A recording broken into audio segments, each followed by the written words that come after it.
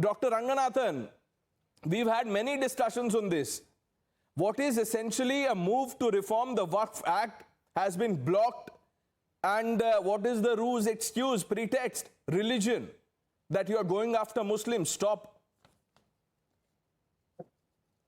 To my fellow panelists, I have a couple of things to say. It's a very important discussion. I'm glad we're having it. Look, only three things are certain in an Indian's life. Let's get this straight. Death, taxes, and that knowingly or unknowingly, he ends up walking every day on Waqf land. 77% of Delhi is supposed to be on Waqf land. Waqf Act is a parallel government being run. It has its own legislature in the form of board. It has its own executive in the form of a surveyor, and it has its own judiciary in the form of a tribunal. In fact, Waqf, I would say, is one of the 8 reasons why Hindus, forget about Muslims, Hindus are 8th-class citizens in their own country. Now, I want to say this is very important. Yes, it is good of the government to bring in amendments, but if India is to be saved from becoming an Islamic republic, then hear this. Amendments are not enough. This entire act has to be abrogated, because I ask you, is there a similar act for documenting, selling, purchasing properties that are related to Hindus or Christians or Sikhs or any other denomination?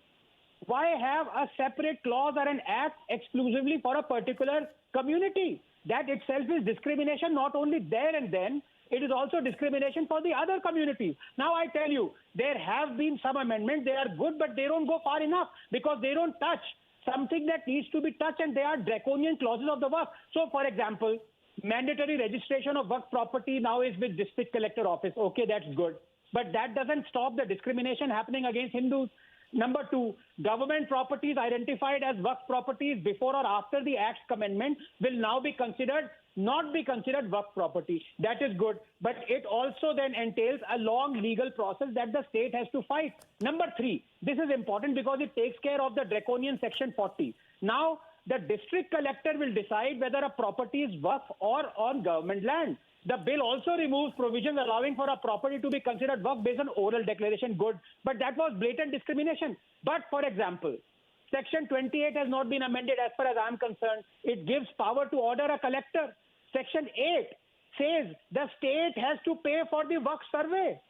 Pranesh, this is in direct violation of Article 27 of our Constitution that says no person shall be compelled to pay any taxes, the proceeds of which are specifically appropriated in payment of expenses for the promotion or maintenance of any particular religion or religious denomination. Section 107 says Act 36 of 1963 Statute of Limitation will not apply. Statute of Limitation doesn't apply for recovery of Waqf property. Section 101 says the survey commissioner, members of the board, every officer, every auditor of the board, and every other person appointed to discharge any duties imposed on him by this act shall be deemed to be public servant, as is understood by the Indian Penal Code. So now Maulvis will be constituted as public servants, and you know what happens when you touch literally or figuratively any public servant. These are clauses that are absolutely draconian. Forget about being helpful for Muslims. They are antagonistic and discriminated against other religions and people of other communities. Waqf Act, I'm sorry, has to go.